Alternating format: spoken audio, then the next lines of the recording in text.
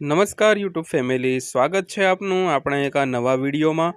તો બધાને જય શ્રી કૃષ્ણ, જય માતાજી, હર હર મહાદેવ।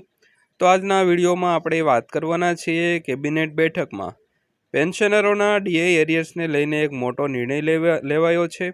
અને મિત્રો, હવે અસલી મજા આવશે તો વિડીયોમાં અંત સુધી બન્યા રહેજો। અને હજી સુધી આપણી આ ચેનલ સબસ્ક્રાઈબ ન કરી હોય તો આવી જ માહિતી રોજે રોજ મેળવવા માટે આપણી આ ચેનલ પણ સબસ્ક્રાઈબ કરી લેજો। તો શરૂ કરીએ આજનો વિડીયો। તો કેન્દ્રીય કર્મચારીઓ અને પેન્શન ધારકોને મોંઘવારી ભથ્થા અને મોંઘવારી રાહતના બાકીના રૂપિયા 34,000 કરોડથી વધુ ચૂકવવાના છે।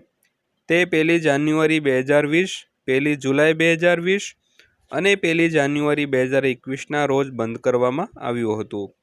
તો હવે કેન્દ્ર સરકાર પર આ 18 મહિનાના ડીએનું એરિયર્સ ચૂકવવા માટે દબાણ બનાવવામાં આવી રહ્યું છે।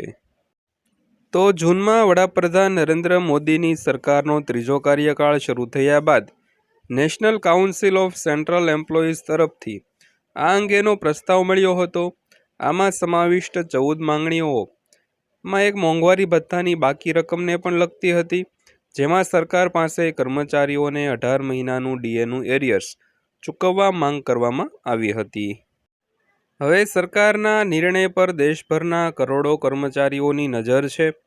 આ કર્મચારીઓ તેમના પગાર અને ભથ્થાઓમાં વધારાની આતુરતાથી રાહ પણ જોઈ રહ્યા છે।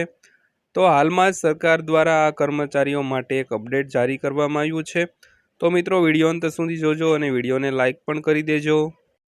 તો ખરેખર કર્મચારીઓના મનમાં મૂંઝવણ છે કે તેમને 18 મહિનાનું ડીએનું એરિયર્સ મળશે કે નહીં।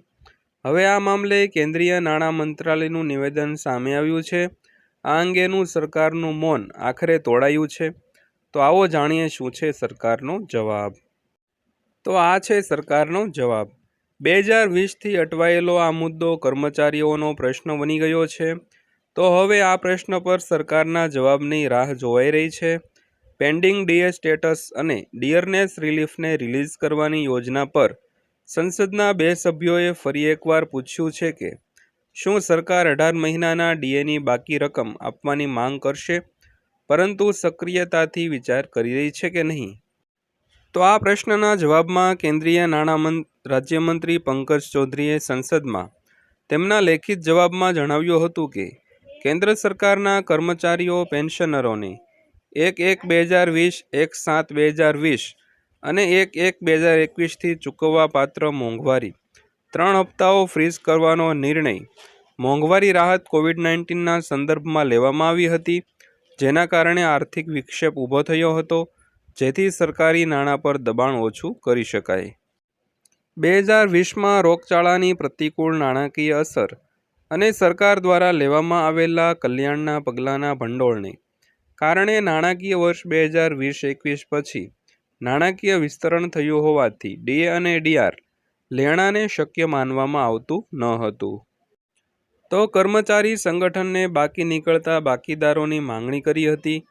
તો તમારી માહિતી માટે અમે તમને જણાવી દઈએ કે આ સમસ્યા ત્યારે શરૂ થઈ જ્યારે કોરોના રોગચાળાને કારણે કેન્દ્ર સરકારે જાન્યુઆરી 2020થી જૂન 2021 સુધી 18 મહિના માટે ડીએ અને ડીઆરની ચૂકવણીને સસ્પેન્ડ કરી હતી। તો આના કારણે રાષ્ટ્રીય પરિષદ કેન્દ્ર સરકારના કર્મચારીઓ માટે સંયુક્ત સલાહકાર મિકેનિઝમ અને ભારતીય પ્રતીક્ષા મજદૂર સંઘે રોગચાળા દરમિયાન રોકાયેલ બાકી રકમને મુક્ત કરવા કેન્દ્ર સરકારને માંગ કરી હતી। તો શું ડીએ અને ડીઆરને મૂળભૂત પગારમાં મર્જ કરવામાં આવશે તેની વાત કરીએ તો ઘણા લોકો જાણતા નથી અને માત્ર અનુમાન લગાવી રહ્યા છે કે ડીએ અને ડીઆર 50% થઈ ગયા પછી ડીએ અને ડીઆર આપમેળે કર્મચારીઓના મૂળ પગારમાં મર્જ થઈ જશે।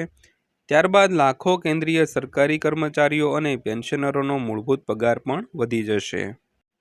તો આ અંગે માહિતી આપતા એવું કહેવામાં આવ્યું છે કે 50%ની મર્યાદા વટાવ્યા પછી ડીએ મૂળ પગાર સાથે આપમેળે મર્જ થતો નથી અને 7મા પગાર પંચના અહેવાલમાં આવા કોઈ પગલાંની ભલામણ કરવામાં આવી પણ નથી મિત્રો।